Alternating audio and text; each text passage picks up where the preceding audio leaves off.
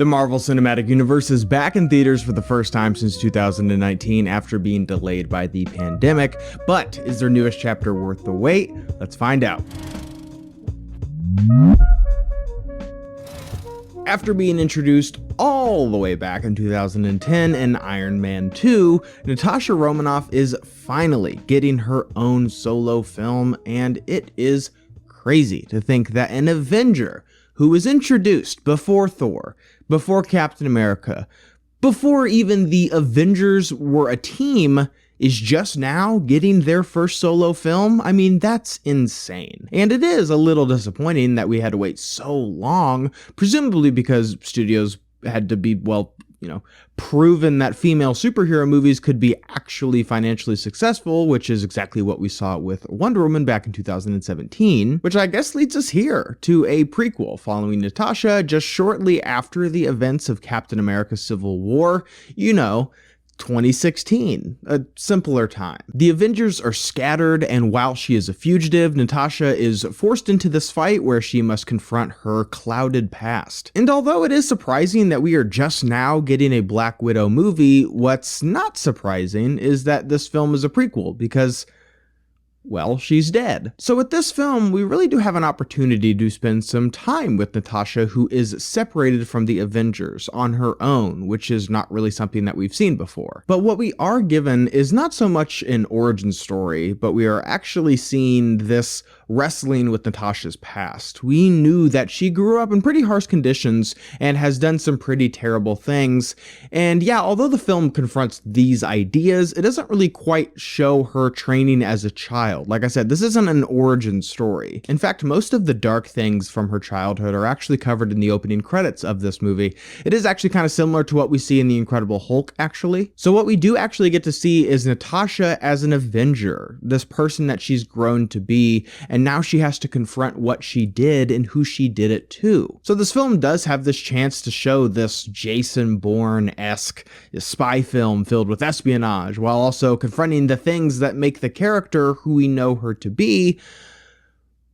But we don't really get that in a satisfying way, unfortunately. Instead, what we do get actually makes for what is, in my opinion, one of the weaker entries into the entire MCU, and here's why. So throughout the MCU, we get to see Natasha grow a bit from a distance. Despite the fact that she hasn't had her own film to this point, we do get to see an evolution of this character, as we have with a lot of other characters in the MCU. That's why when we see her sacrifice herself in Endgame, it makes for an emotional moment. That's why her sacrifice means something. Natasha has grown from the cold, highly trained killer of who she once was to someone who considered those to be around her her family. So in this film, we actually do get to meet her actual family, and now she gets to wrestle with the very idea of them being her family.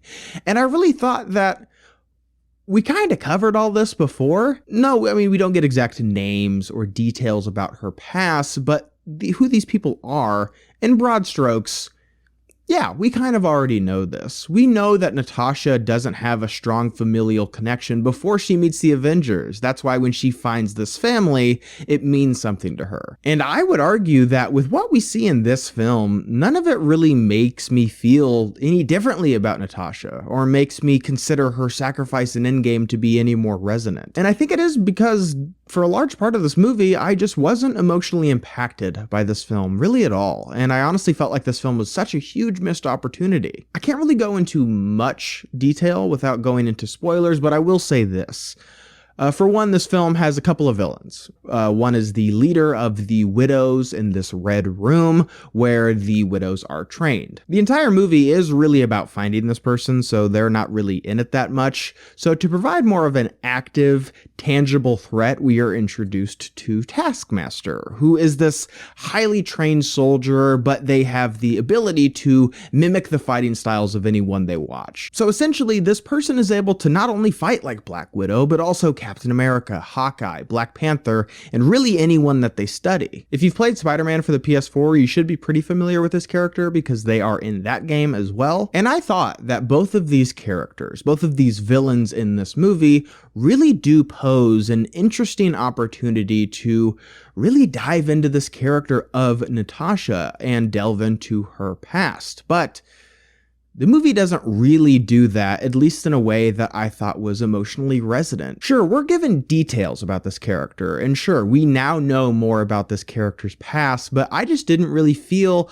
like I was emotionally changed, and the way that I perceive this character has now evolved. And this movie is so strange because there really is a lot going on here, stylistically, thematically, just everything. Because on one hand, this film tries to be, part Jason Bourne, but then it also tries to be part James Bond. And I'm not referring to the Daniel Craig ones either, not the cool ones. This movie is like full-blown silly Roger Moore with cheesy dialogue and one-liners and all in this also completely outlandish, borderline Fast and Furious action set pieces. I mean, this movie gets downright silly at points. Seriously, the last act of this movie just completely goes off the rails. It just totally lost me because it's just so loud and boring, and it just completely abandons all the nuance that is established in this film earlier on. But on the other hand, this movie also tries to be this posthumous swan song for Natasha and tries to make her this feminist hero and kind of sidestep the choices that she made in the past. Sure, there are a few scenes in this movie that I said, that's what I want to see. That is the deep dive I'm looking for. And it just so happens to be in those moments, that's where the film is the quietest, and it's really just people talking. But unfortunately, those scenes are just so few and far between because this movie does also seem more concerned in exploring other areas because this film is also setting up characters to appear in upcoming Disney Plus shows. And it's just a lot. And although Marvel has been able to do a lot before with juggling many things happening at once, they just don't stick the landing here. Black Widow is a film that feels like a response. It feels like Marvel went, hey, people want to see this character in their own film. They're dead now, so let's go back, make a movie about this character. Meanwhile, we also have to introduce these other characters for a Disney Plus show. So why don't we just do both of these things together? That way we can kind of kill two birds with one stone. The film does not feel like someone said, I want to tell this story. This is a story that needs to be told about this character. But what we are actually given is a film that is all over the place in regards to its tone, its style, its influences.